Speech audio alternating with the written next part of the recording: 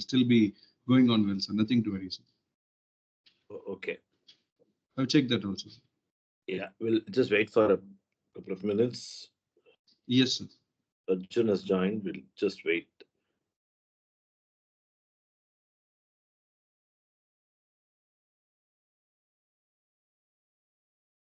Sir, in case anything is needed, Rajagopalan will also be in the lab for the next hour, sir. Just I'm informing you, sir. Yeah, yeah. Okay.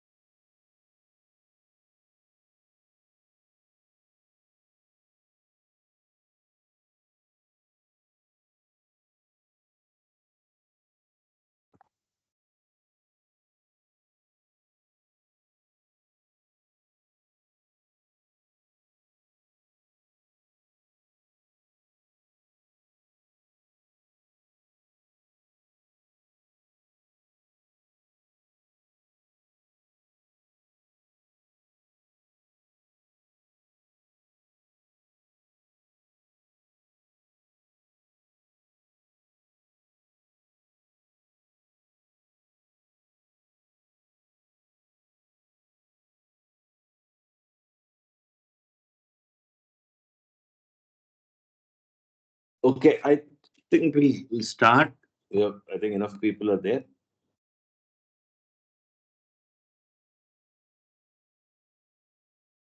Okay. Uh, so there are a number of very interesting examples. Um, who are all there?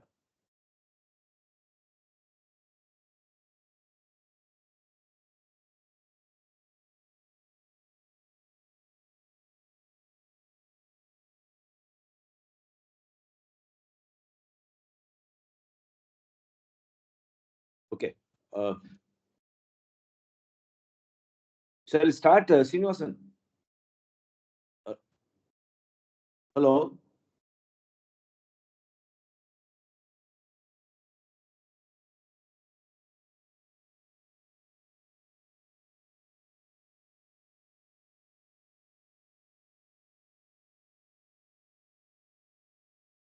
Yeah. I think we'll start. Dr. Shanti is also there.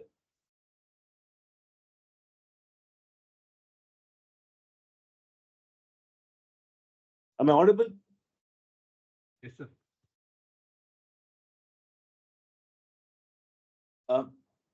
Srinivasan, am I audible?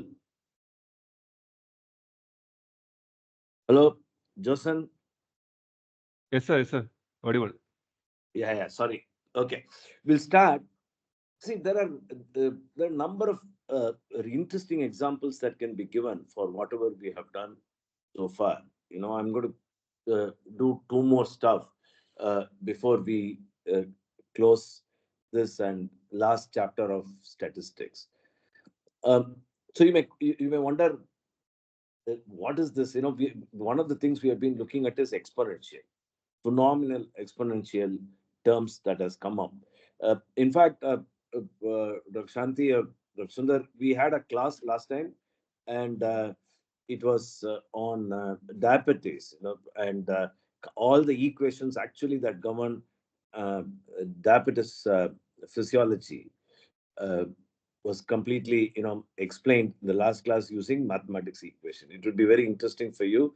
Have a look at it. If there's any doubt, I will clarify.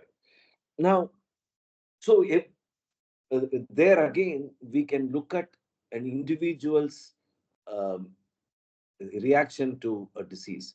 Now, let's look at one simple circulatory model. Uh, so we are a circulatory model which is today used in clinical practice. Okay, simple model. This is called as Win Kessel model. Now, say for example, we define what is called as a compliance. Compliance is defined by delta V by delta P. So in other words, what it means is I have a chamber, I have a chamber, and uh, and I have a volume of this chamber. And if at a pressure P, now if the pressure increases to delta P, what is the change in volume of the chamber? So this become delta V. So this ratio delta V by delta P is called as the compliance. Okay. So you can people also use this ratio delta P by delta V, which they would call as elastance.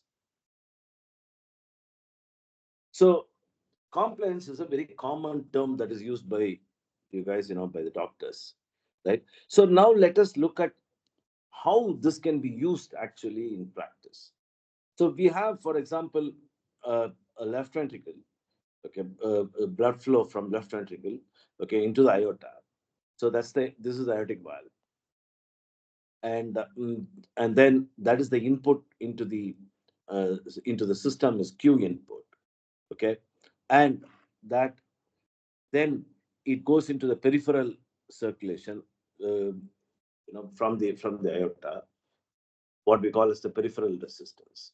So Q in minus Q out. So if you look at this area, so this is a chamber, this is the elastic chamber, which means that it is something like this, what we said.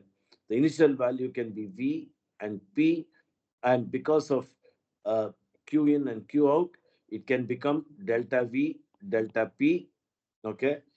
It can be like that. So that is the compliance of this elastic chamber. Then, as it goes out into the capillary arterioles and all those things, then you have a resistance R.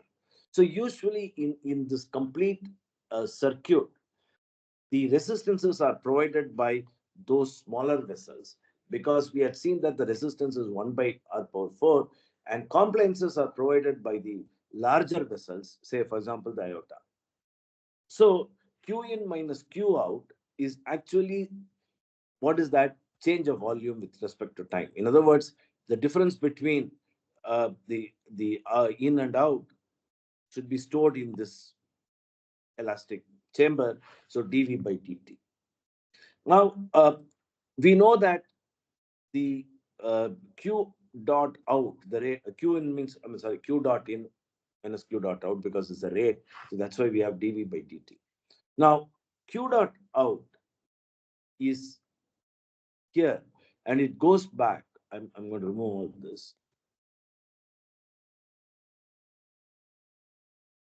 So it is now going back to the venous circulation, and then ultimately to the right atrium.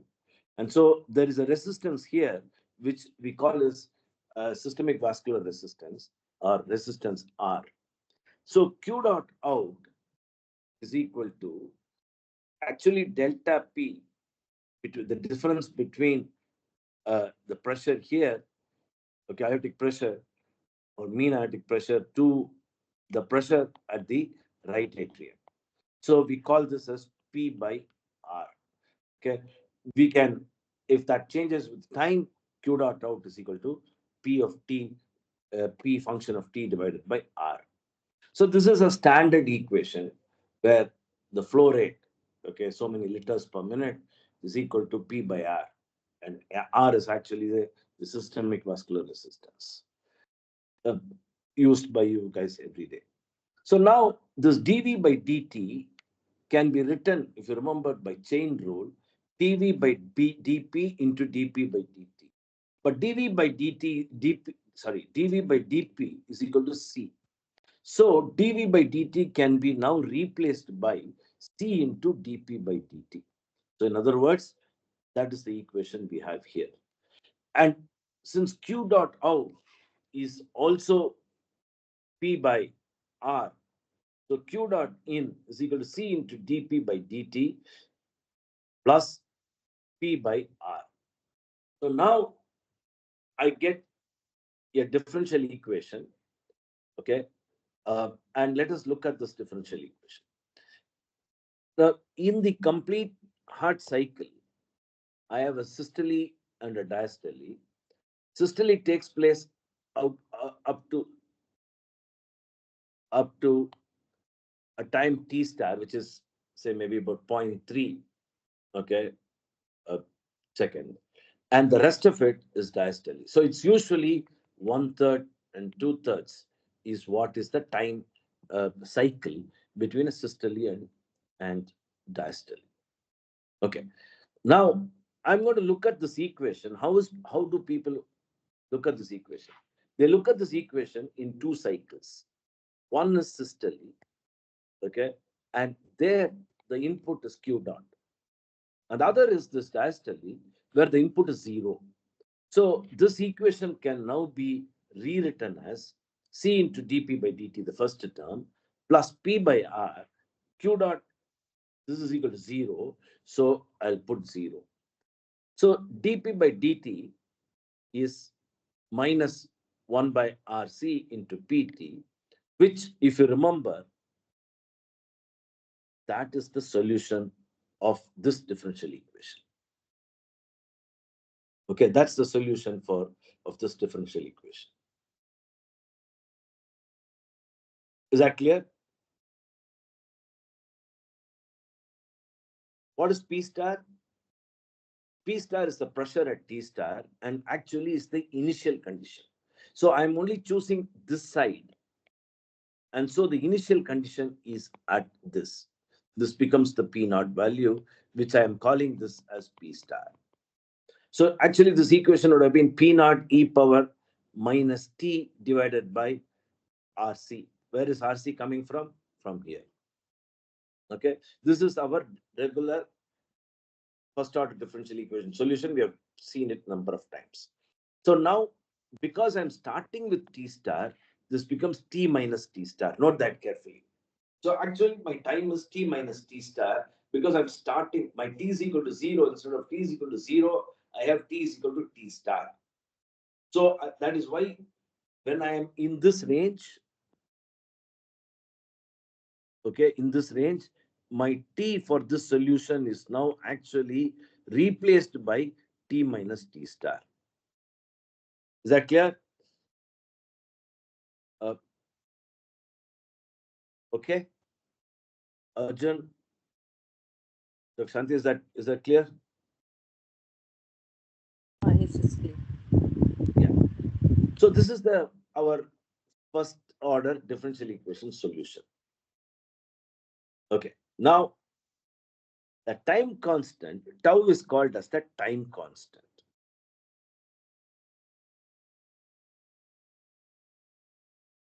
It's called as the time constant. Okay. Simple fact is that the numerator is time, and so denominator should also be time. Let's look at the units properly. So the compliance, how do you define compliance actually? Okay, the compliance is defined as the stroke volume. Okay, that is how it's going to increase. Stroke volume is actually our delta V, stroke volume. So stroke volume SV, which is called as SV, by delta P. Delta P is pulse pressure. Okay, so stroke, that's the pulse pressure, and between diastole and the difference between systole and diastole. Okay, stroke volume is what is now ejected in, and that's the delta V. So if you look at this unit, C is liters per mm of mercury. Okay, now the R value, which we had just now seen, is equal to, as I said, mean arterial cardiac pressure minus the central venous pressure divided by the cardiac output. So R has a term which has the cardiac output, okay, which is liters per minute, because note here that we have Q dot. So Q dot is actually the cardiac output, okay, which we write it as mean MAP minus CVP by cardiac output. Okay, so that is how R is usually defined. There's a small variation because the dV by dt is usually neglected, sort of for calculation purposes. Very correct, not very correct, but doctors use this quite often. So now if you look at it, mm of mercury, liters per minute, okay, usually R is, this unit is called as Wood's unit. So you can convert this into dynes, in the terms of dynes, that can also be done. So, but nevertheless, R is expressed in Wood's unit. So now, if you now look at RC, ultimately, when you substitute all this, you will get that it is in terms of time minute. Now, when you plot it, now what happens? I'm going to plot this. So what does this time constant mean? So if you now look at the aortic pressure, okay, with respect to time, the aortic pressure increases. This is the systole, dichrotic notch. And then how it is coming down is defined by this equation. This equation here is defined by this equation. So exponential, this is actually an exponential function. Okay. And it comes down by as a, that kind of, that's the one. Say, for example, you can see that this is how it comes. Now just replace t minus t star, So this is how actually that's the curve. So that is how exponentially it starts dropping. Okay. Now, in fact, if you now look at this relationship of three groups of patients, see, you can see that RC value, okay, seems to be a constant.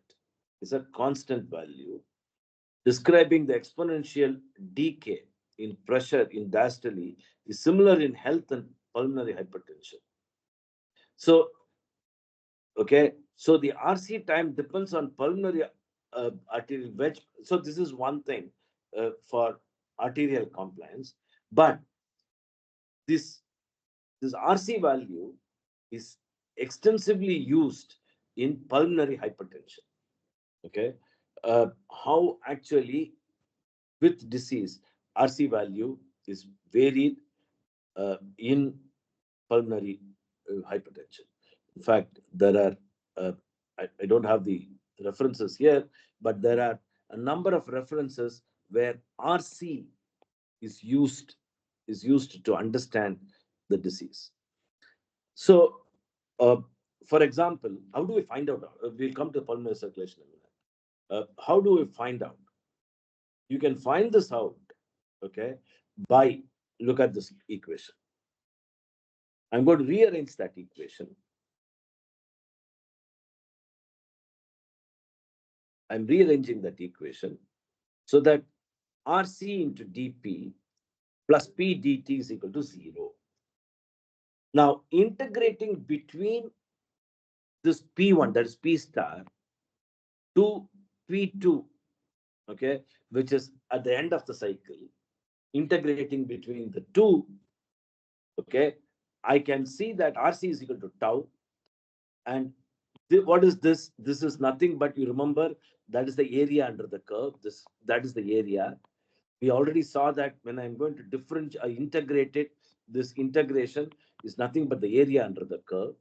So tau is equal to minus area, okay, divided by P2 minus P1. P2 being lower than P1, obviously this term is going to be negative. Okay, term is going to be negative. So tau is positive. So area divided by P1 minus P2 is tau. Is tau. Is that clear? I'll stop for a minute.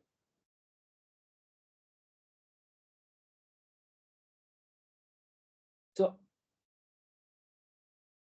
we say that there is an arterial time constant tau.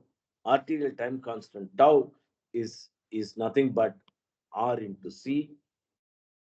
R is the vascular resistance, C is the compliance. Now, this is extensively used in pulmonary circulation, where we define pulse pressure to be systolic pulmonary artery pressure minus diastolic pulmonary artery pressure. The mean pulmonary artery pressure is usually not one-third, two-third is usually not used. They use the average of the systolic and diastolic pulmonary artery pressure. And pulmonary vascular resistance is defined as the mean pulmonary artery pressure minus the wedge pressure, pulmonary artery wedge pressure, and that's what they use to calculate it. And the pulmonary vascular resistance is defined by SV divided by the pulmonary artery pulse pressure. Okay, so in fact, these two terms, there's been a lot of controversy, whether it is constant, whether it increases when there's an increase in the when there's a pulmonary hypertension, which means that there's a pulmonary artery wedge pressure is increased, then there's a lowering of RC. Sometimes they say that they are a constant, but many people say that there is a change with respect to pulmonary artery wedge pressure. In other words, there's a good lot of evidence which shows that this tau RC is actually a parameter to define the pathology, to define the problem in pulmonary hypertension. In fact, PVR and PVC are things which Dr. Sundar may know more than me. They use this quite extensively. I don't know whether Sundar can talk because I understand he is traveling. Sir, are you able to? Will you be able to come in? Yes, sir. Yes, sir. I'm listening, sir. Yes, sir. Yeah. So, what is your Yes, sir. comment on this? I mean, to use this tau, the 1 second, sir. Just stop my car. Yes, oh, sir. sorry. Sir, no problem.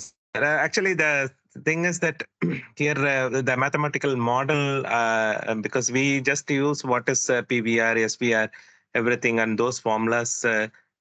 We don't know how to derive those formulas. Now only I am understanding how these formulas are coming out, and it is interesting only, sir. And, Yeah. So this curve RC, because RC yeah, is today yeah, used. RC. Yes, sir. Yes, Yeah. sir. Yeah. So Now only I am able to see how these are all derived.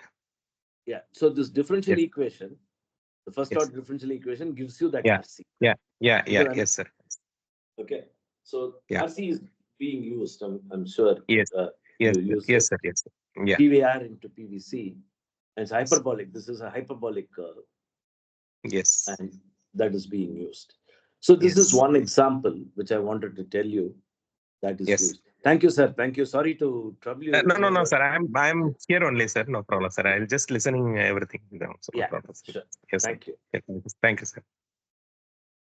Okay. So in the last class, we saw the complete glucose system, all the equations, and that's recorded. Please have a look at it. And now I'm going to talk about, okay, this is what we saw last time. We're going to talk about another technique, okay, which we started, and I'm going to talk about that now. So essentially what we did so far in our earlier classes is that we had a differential equation whose solution becomes is important. And that the solution what we saw just now saw, and we were dealing everything in time domain. Note the word time domain because t was present. We had a system of differential equations. In fact, interestingly, if you had looked at this glucose, there were so many differential equations. And in fact, it is not very difficult to understand because we are only expressing the physiology of the equation. Okay, physiology of the equation. Now, So we were dealing with, say, for example, we were looking at dc1 by dt. Yeah, a two compartment model is equal to something like minus k10 into c1 minus k12 into c2 plus k21 into sorry, c1, both of them are going out, c2, and the next compartment dt is equal to k12, what is going out is coming in c1.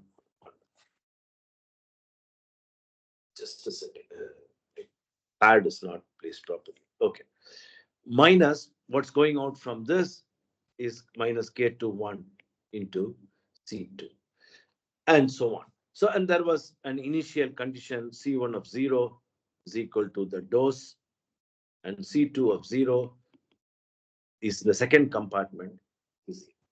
So this is what is the equation we did, and we solved this. If you remember, if there are two different things, then the solution for this would be something like this. We will see this more in a minute. Lambda 1 into time plus b into e power minus lambda 2 into time, and so on. So we were, this was what we had seen.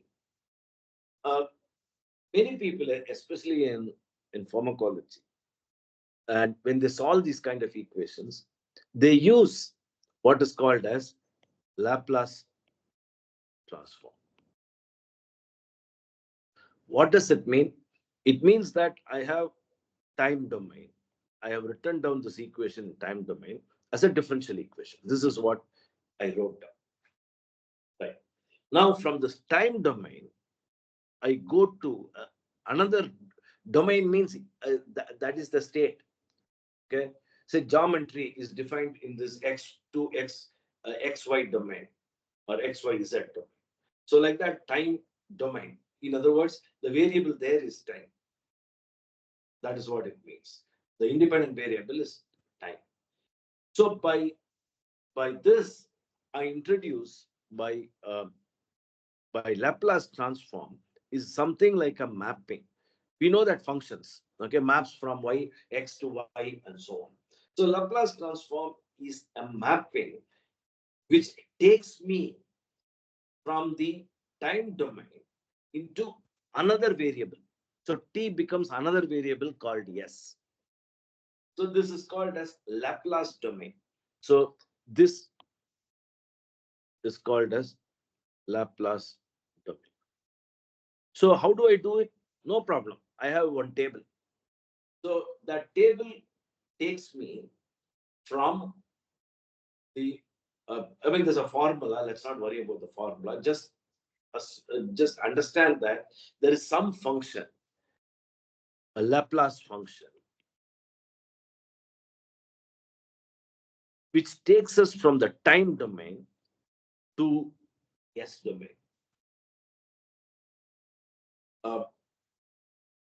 For example, you know Fourier transforms. Okay, so Fourier transform takes us from time domain to a frequency domain.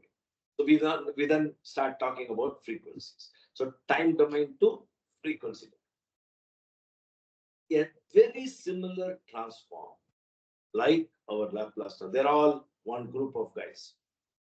So it's called Laplace transform, which transforms from one to another. Okay. Now let's quickly look at what do I mean. Don't worry. It's simple. So this is time domain. There's a table, and this is called as Laplace domain. So that S defines it. This is functional, usually f of t, capital F of t. So if there is e power minus at in Laplace domain, which we have seen, so e power minus at, in the time domain, that becomes 1 by s plus a. So it becomes 1 by s plus a.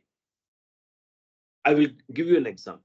So t t e power minus a t becomes 1 by 1 plus s, 1 by s plus a whole squared.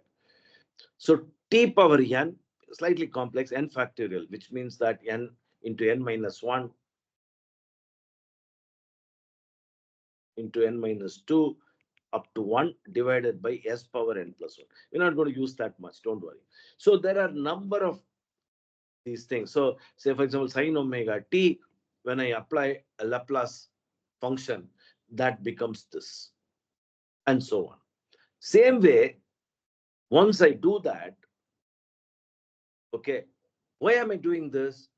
Because the time domain differential equation, still I'm very worried about this differential equation, becomes simple algebraic equations here. Simple algebraic equation here. So I will solve for, say, for example, C. What is that I'm interested here? C1 of t. What is that I'm interested here? C2 of t. The C1 of t and C2 of t, that is in time domain.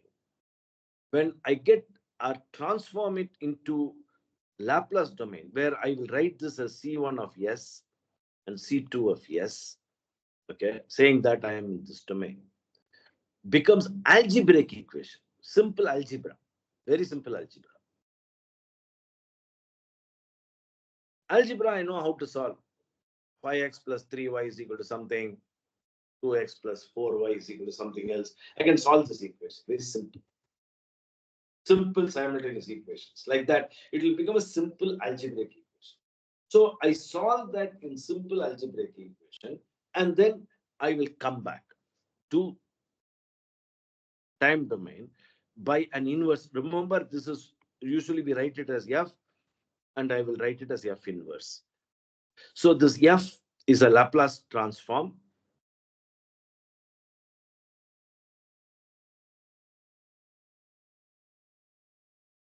And f inverse is inverse Laplace transform. That's all. So f inverse. So how do I get this? Is that very complicated? Don't worry. From here, I am going to go back. So if I get a function like this, I'll go back and look at this equation. That is all. So you need not worry about it, because again, our good old friend MATLAB and ChatGPT can help you to write a code. I'm not going to write too much of code, but I'm just writing here to explain only a concept which is again used today in many, at many places in medicine.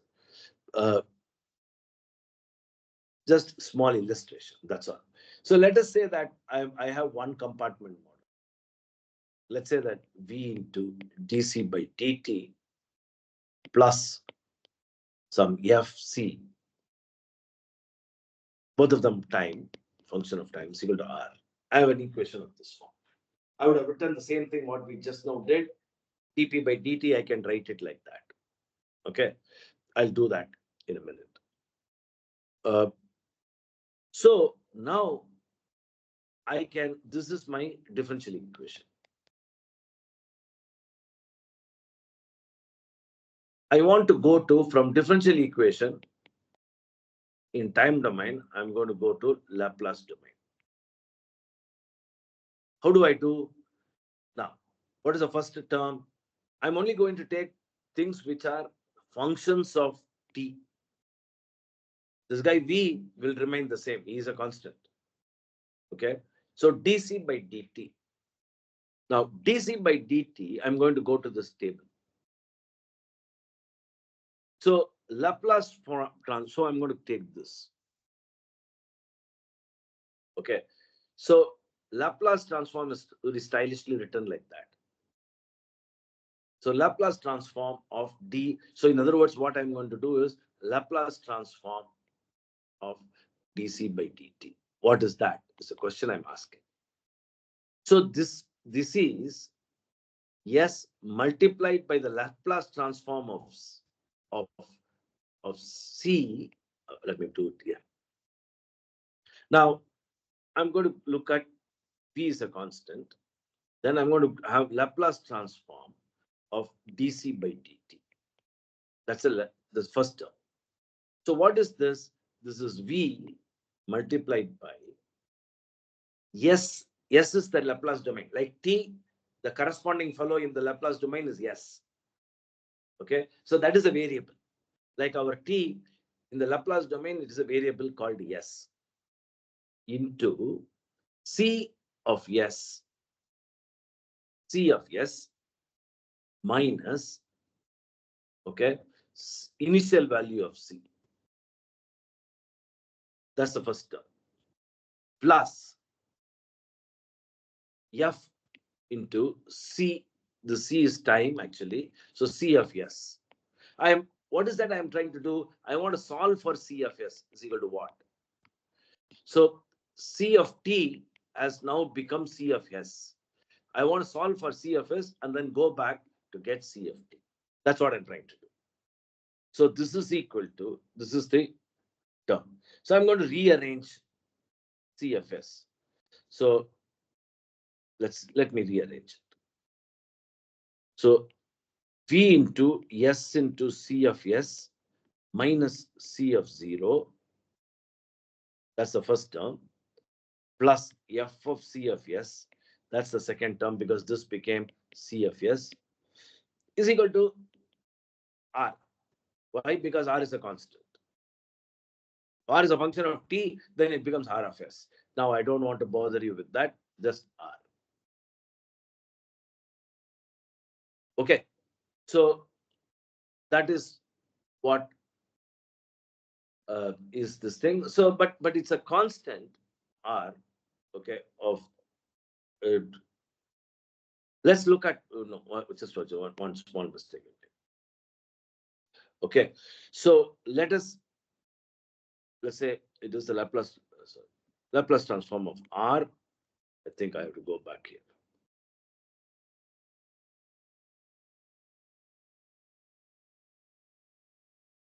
Okay, so if it is a constant of so this is what we are interested in, a constant, then it becomes 1 by s. So we have to replace that with r by s. So this becomes actually r now becomes r by s, not r by s. So because the transform of r, which is a constant, becomes r by s. Okay, so that is the that's what happens. And so we now replace this. So we are going to rearrange this. V of yes, okay, then I'm bringing this side there, plus f, okay, into c of s is equal to v of, I'm bringing this to the other side, c naught, okay, plus r of s. But it so happens that if I have v into dc by dt, note that that would be only this v into s cs. So that is what our table, maybe it's not there in this.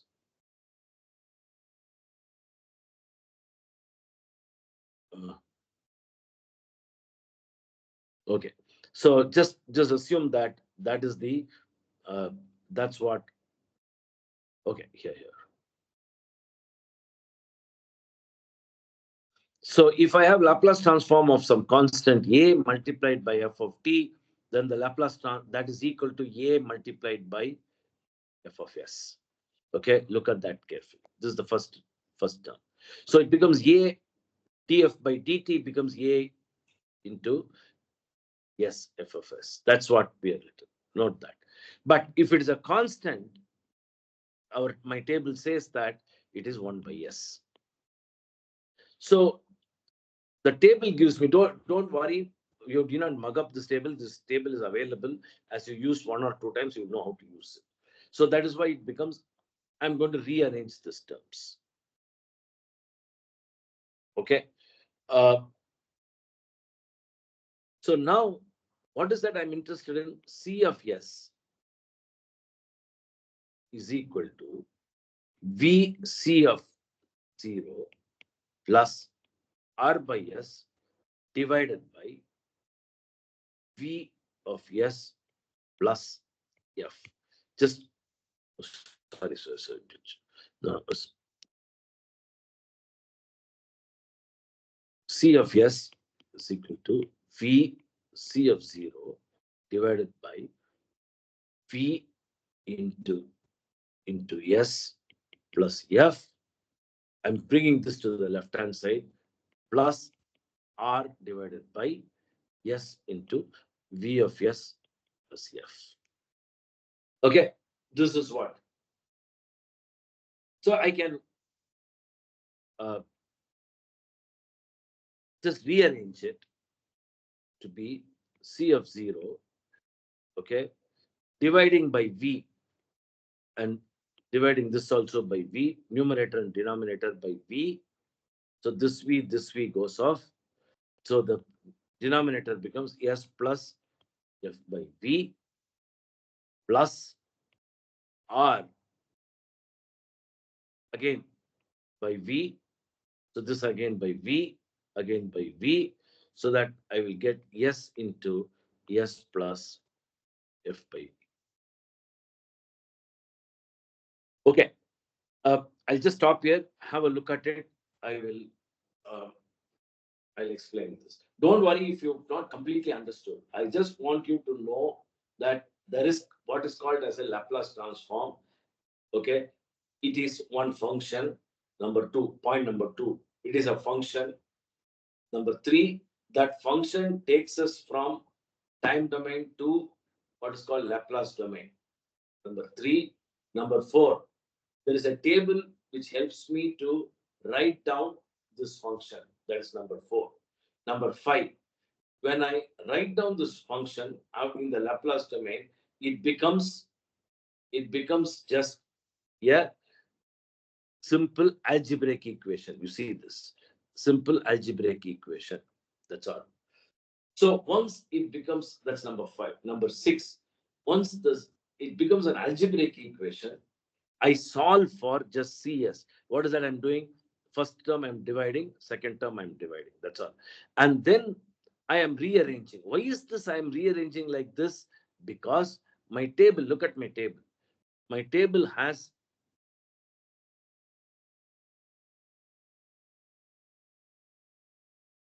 what is that I have?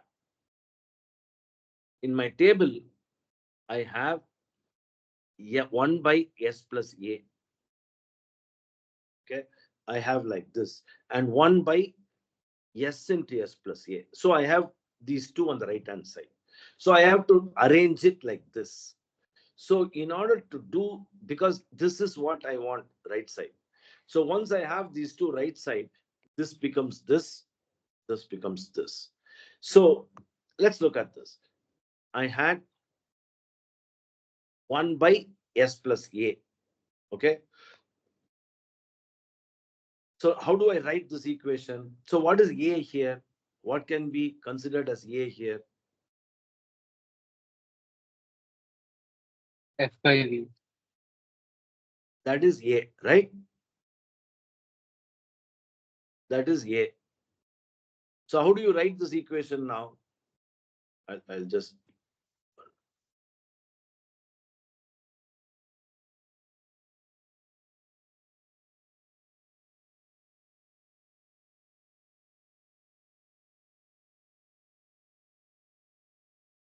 So that's the equation. So how do I write this equation? C of S is equal to C0 into 1 divided by, okay, S plus A, right? Isn't it? Let's say A is equal to F by V plus R by V into 1 divided by S into S plus A. Any questions on this? So let me again recapitulate just one example. Okay, one example. So this is the equation. So I just converted this into, this is an equation for converting time domain to Laplace domain. Okay, then I had substituted it, and then I had just rearranged it, and I've come to this stage. Now I have two terms in the Laplace domain. So I have to go to time domain. Let's take the first term. C of naught will remain there. 1 by s plus a. So 1 by s plus a, I'm going here. What is 1 by s plus a? E power minus at. I'm coming here. So what will this be? E power, what is minus a? A is what? F by v to t plus r by v will remain there into 1 by s into s plus a. What is 1 by s into s plus a? Go to this table. This is the one. So 1 by a, 1 minus 1 by a. What is a? F by v into 1 minus e power minus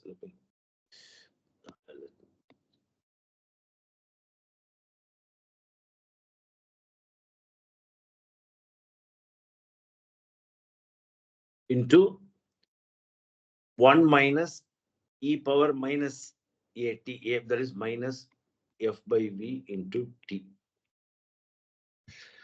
So what is this? C0 e power minus f by v into t plus r by f into 1 minus e power minus f by v into t. So now this becomes the solution, which is called CF. That's all. I just indicated one. Don't, if you've not understood it, just don't worry. Again and again, I'm saying it is only tomorrow you see this. This is not included in our portion. Just that if you see it tomorrow, you have to know it. That's all. Nothing more. I'm going to show you how to write a MATLAB code for this. It becomes very simple. Maybe next when we meet in person. But this is what it is. I'm going to take a couple of minutes for you to understand it. And if there are any questions, I will answer.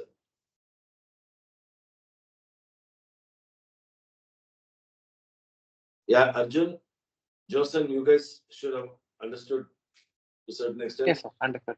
Yes. Yes, sir. No questions?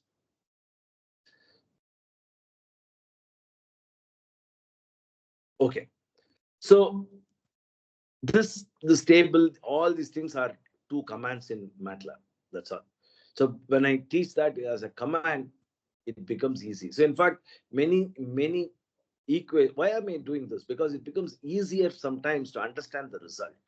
That is why we are doing these things. Okay. So you can, in fact, you can by hand, you can actually solve it.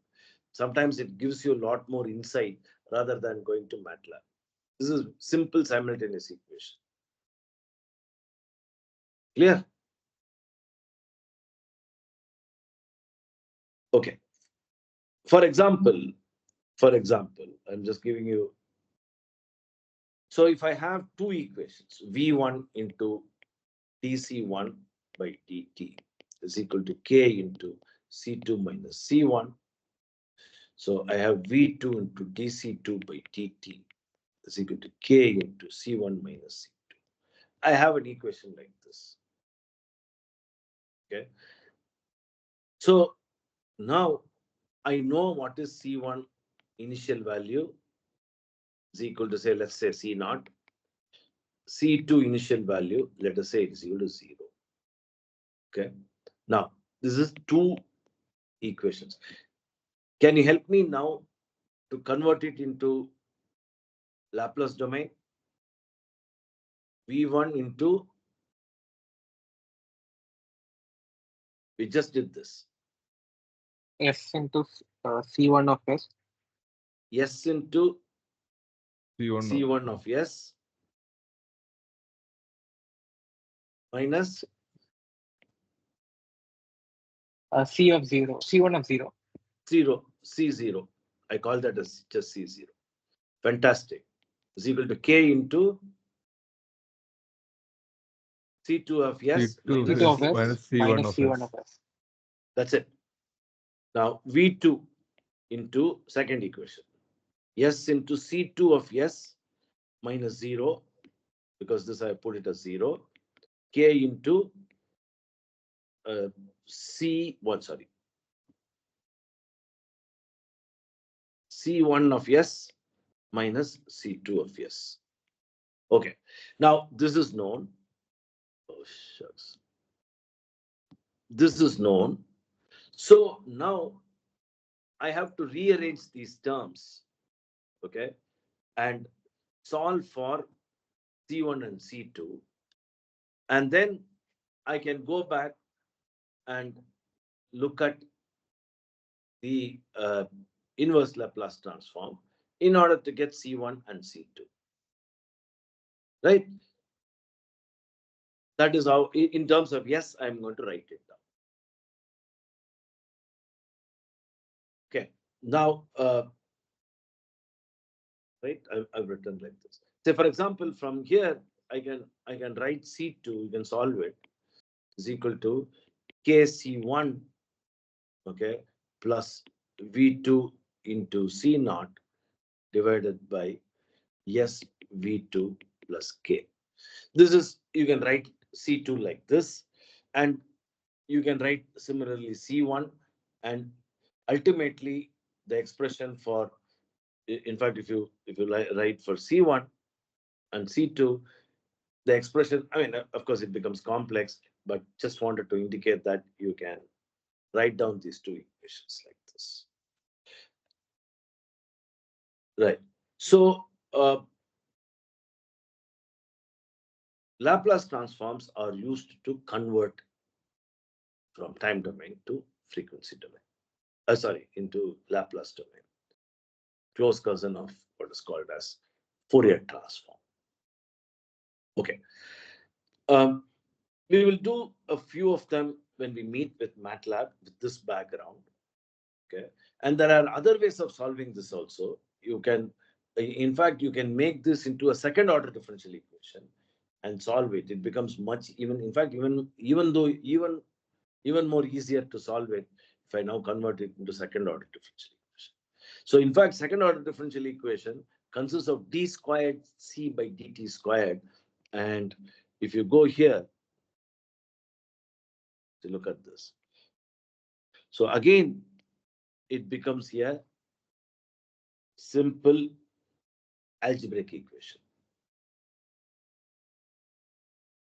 Okay, it becomes an algebraic equation. Okay. Okay, I will not indulge in more than this. And I want to go back to what we were doing sometime back, which we left it in the middle. What was that? It is what we called as matrix algebra.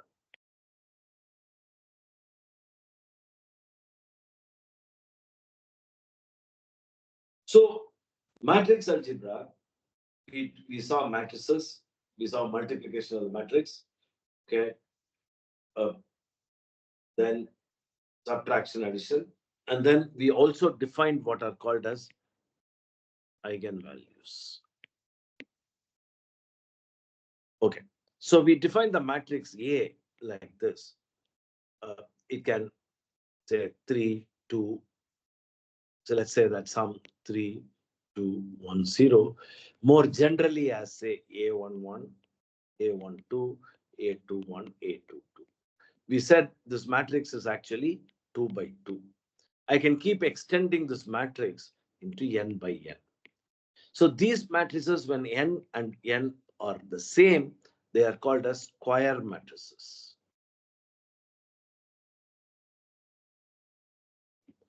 They are called square matrices. Many times it will not be square.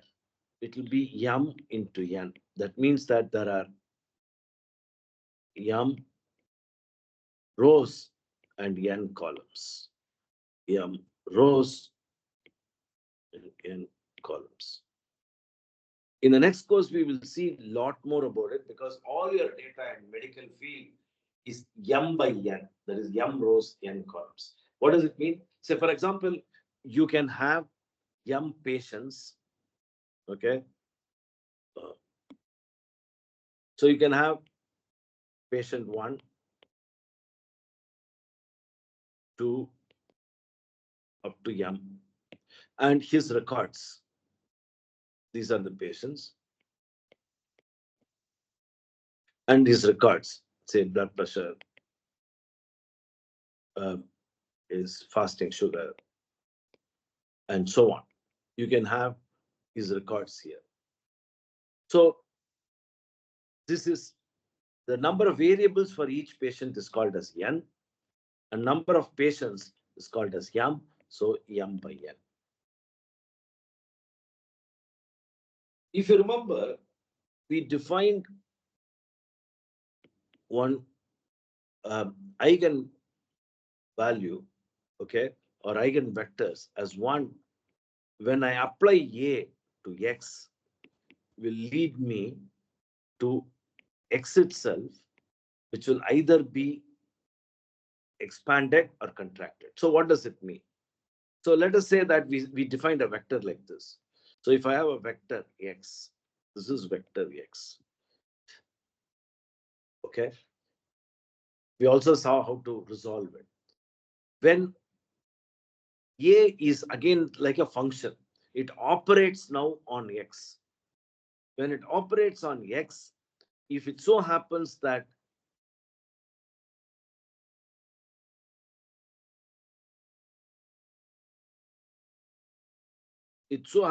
this x now expands to lambda into x, that's what it happens. So then this vector x is called as the eigenvector. And that lambda, which actually stretched it out, it may compress also, it can be here. That lambda is called as the eigenvalue. Now, it's not that it's going to do this for every vector. So say, for example, it does it for, we have one x, which is say 2, 3. So this vector 2, 3 is now expanded to become 4, 2, 3. You know, so lambda is 4, eigenvector is 2, 3. But it's not that this A is going to do this for every vector. So if there is another vector like this, and if I now multiply that vector by A, it is not going to become like this. It's not going to become like that. It may become like this. So it can get transformed like that. Okay, so A can transform. But as long as it is in the same direction like this, that is called as the eigenvalue, and the corresponding vector is called as the eigenvector. So the command is very simple. EIG is the command in MATLAB. I'm not able to show it to you now, but again, we'll have to meet, desperately on a Sunday. That is called as the eigenvalue. Now, in fact, this has profound implications. That lambdas which we saw, okay, remember e power minus lambda, they can come from the eigenvalue. So why are we studying this? What is the importance of this? So now the differential equation, let's say that I have two differential equations, dx1 by dxt is equal to minus x1. What are these two? I mean, I'm simplifying it. This kind of two differential equations. I can express them also. And then dx2 by dt is equal to minus, say, 3x2. two differential equations. Okay, now I can express this differential equation as d by dt of x1, x2, a vector. So what is this? This is dx1 by dt, dx2 by dt, two entries. This is like my x here, like this. Okay, dx1. So this is the left hand side. Okay, and the right hand side is minus x1 minus 3x2. So the left hand side is dx1 by dt, dx2 by dt is equal to, look at how I'm writing, minus 1, 0, 0, minus 3.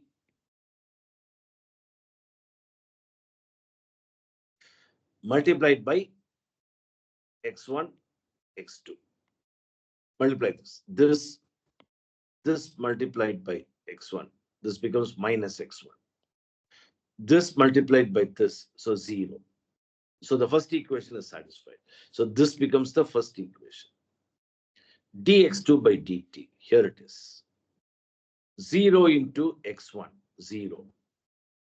Okay, so in other words, if you want to write it, dx2 is equal to 0 into x1 minus 3 into x2. That goes off. So minus 3x2. Where is that? That's here. So dx2 by dt is equal to minus 3x2. So what have I done? I have written this as dx, that vector by dt, is equal to ax. So I've written this in a matrix form.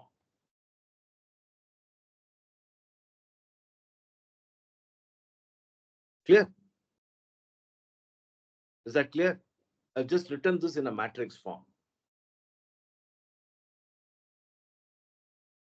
Okay.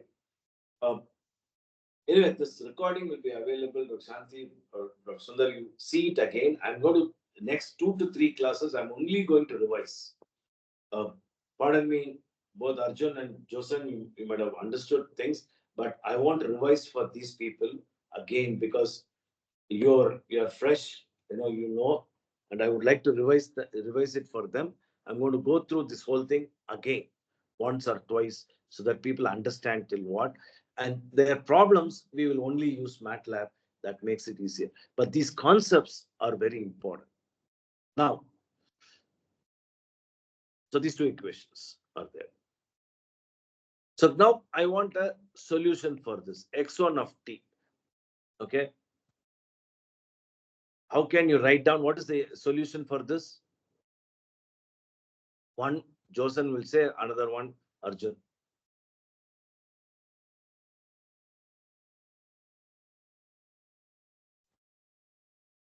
Inverse of matrix. No. You don't need to. I mean, regular solutions. I'll come to the from here. I'll come. I mean, I'm going back up. X1 is equal to X e raised to minus. Here is C1, some constant, right? yeah. Which I'll find out from the initial condition. E power what? Minus t. Minus t. X2 is equal to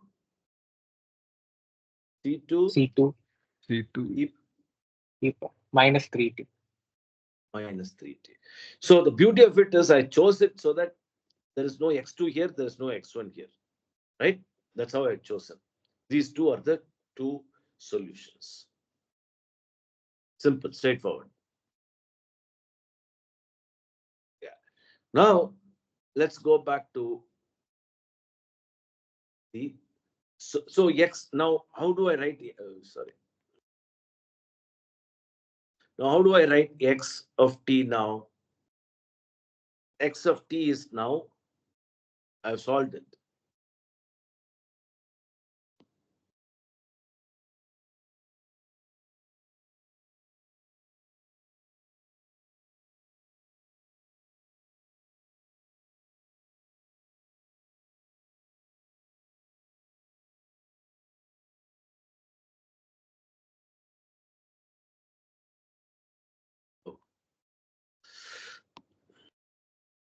So those are the two equations. Okay. So now I've solved this. So how do I write x1? So the first entry is x1, second entry is x2, right? So what are they? They are c1 e power minus t, c2 e power minus 3t, right? This is how I write. Clear? Now, actually, if you look at it, I got it from two equations. So I can write this as c1 e power minus t 0 from the first equation. That is the solution I got, because first equation did not have x2, so that's equal to 0 plus 0 e power minus 3t.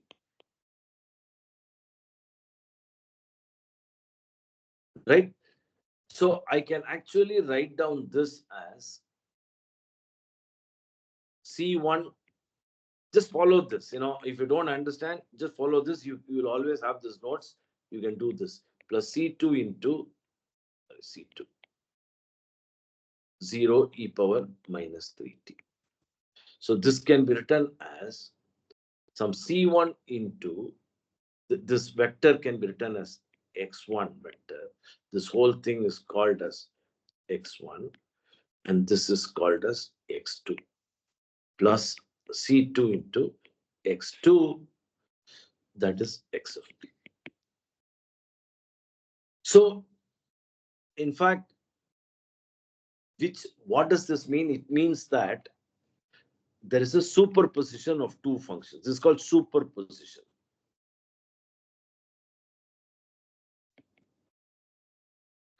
So I'm superposing these two things.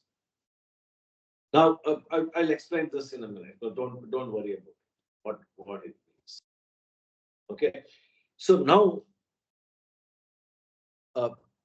let us take this two functions.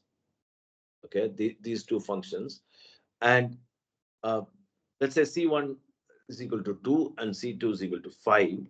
So I can write down this x of t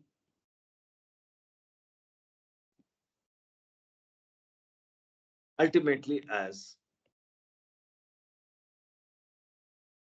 2 e power minus t into 1, 0 plus 5 e power minus 3t, 0, 1.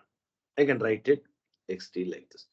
Just follow this, just see it and tell me whether anything you missed.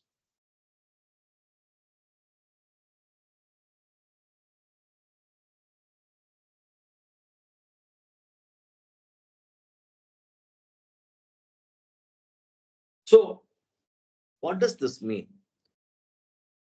Actually, let us look at this more carefully. Let us look at the first one. Okay, let us only look at this first one. 2 e power minus t 1, 0. What is this? This is what we called as first solution to the first equation. Let's call this as x1. Now let's get back to our expression here. Can you substitute in this? So what is that? Our equations, dx1 by dt is equal to minus x1. dx2 by dt is equal to minus x2. Okay. Now tell me, does this satisfy both equations?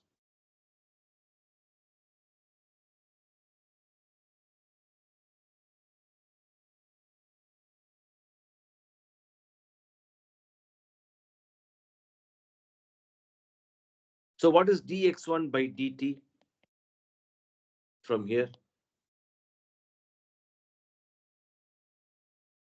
So this is First one. 2. Minus 2 e power minus t 1 0, right?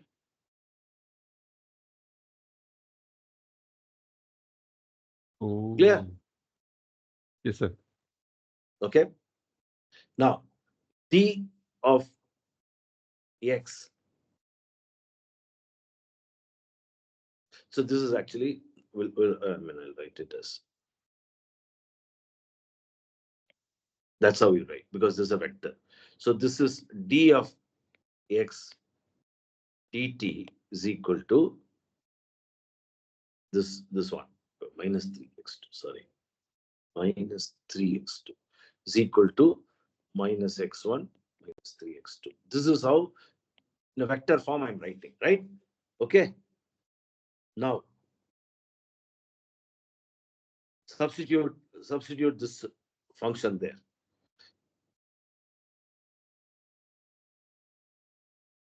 Does it satisfy? So in other words,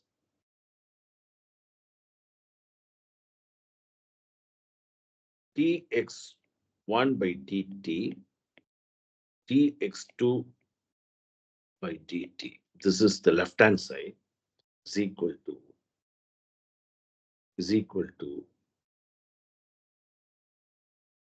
what?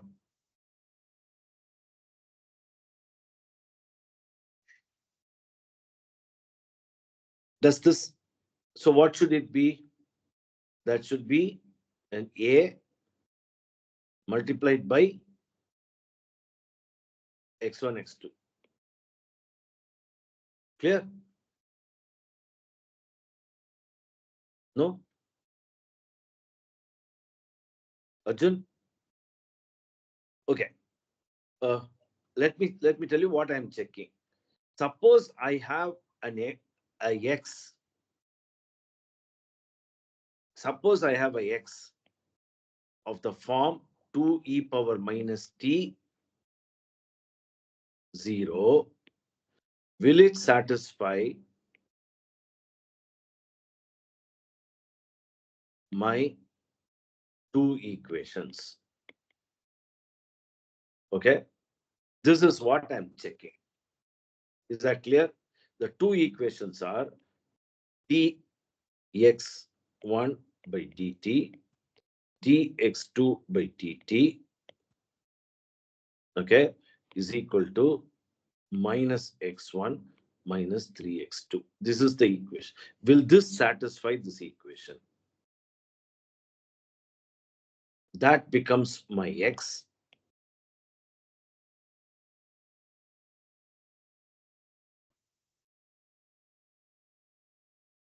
And this becomes my d of x by dt.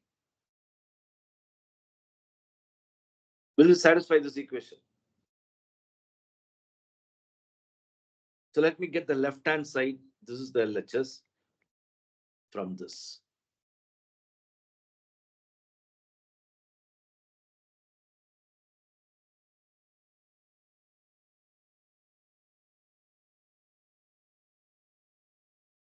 Does it satisfy or not?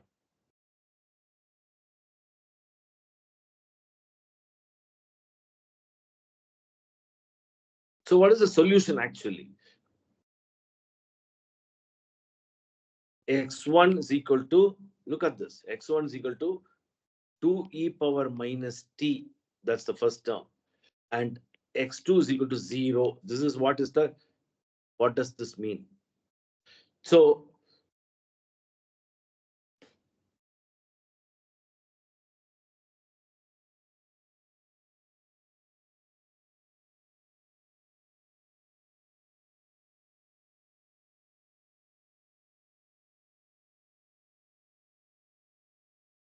So let's look at this.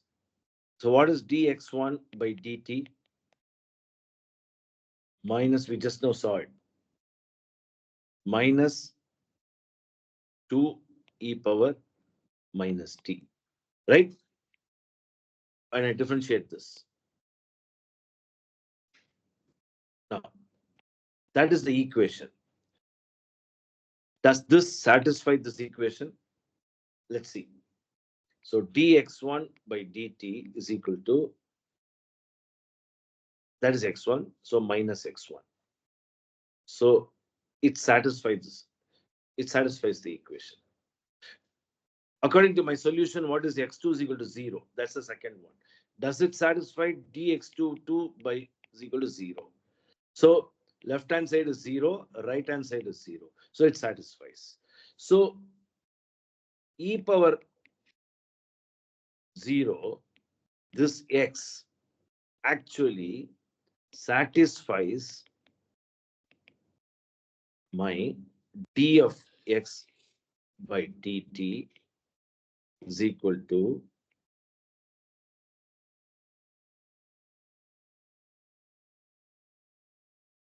a of x, which is a is here, we have given here, minus 1, 0, 0, minus 3.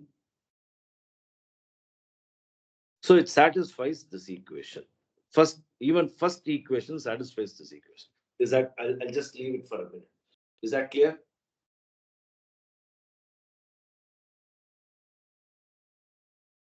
Arjun? Yes, sir. Yes. Okay. Just tell me whether my second solution was, what was that?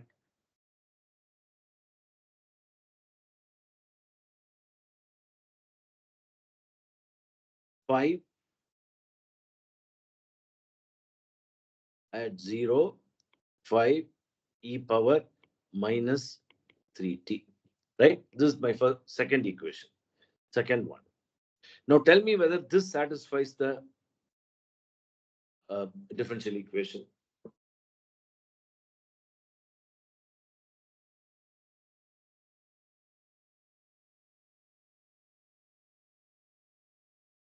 No. What dx1 by dt is what?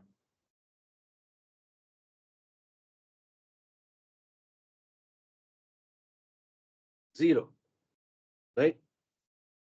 So what is my first equation? dx1 by dt is equal to minus x1. Clear? Does it satisfy?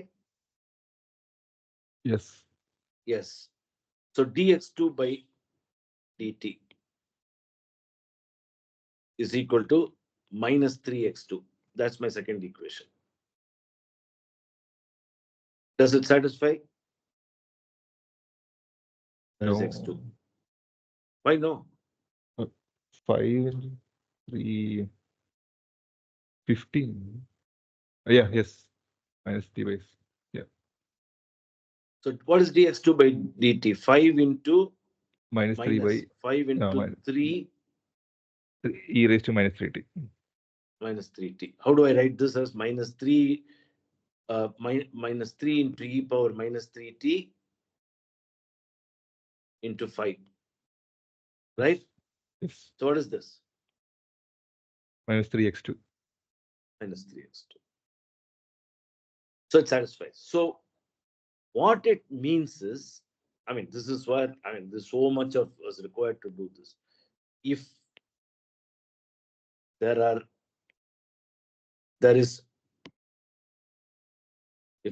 two solutions,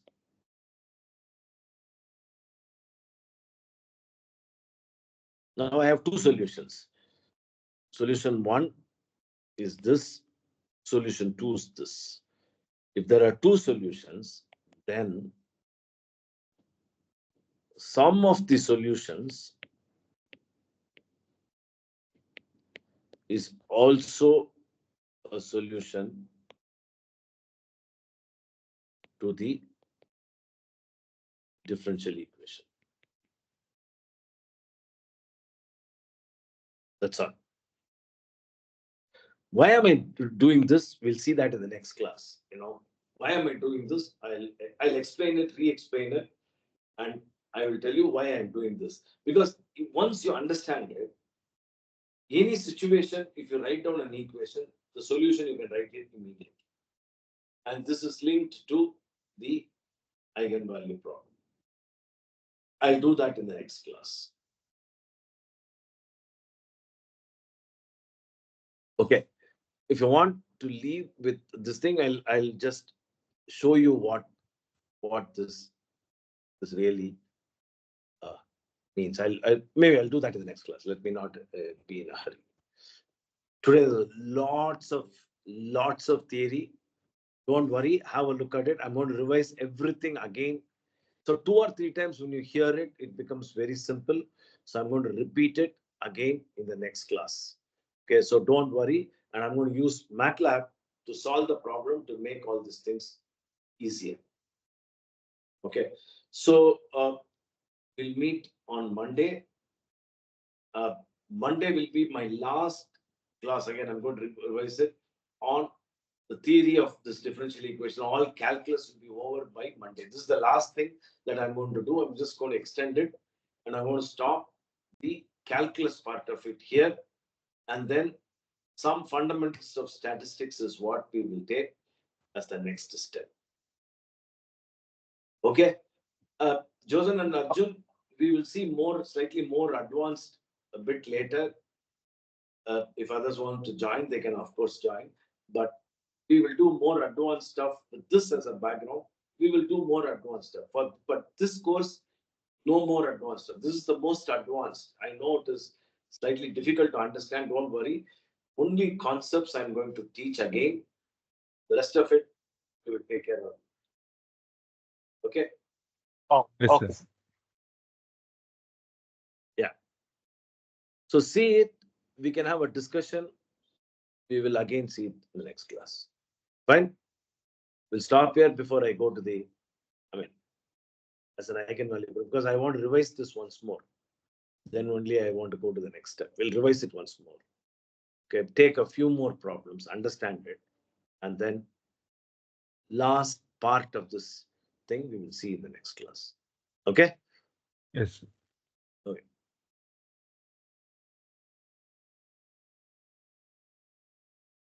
Thank you. Thank you, sir. Thank you.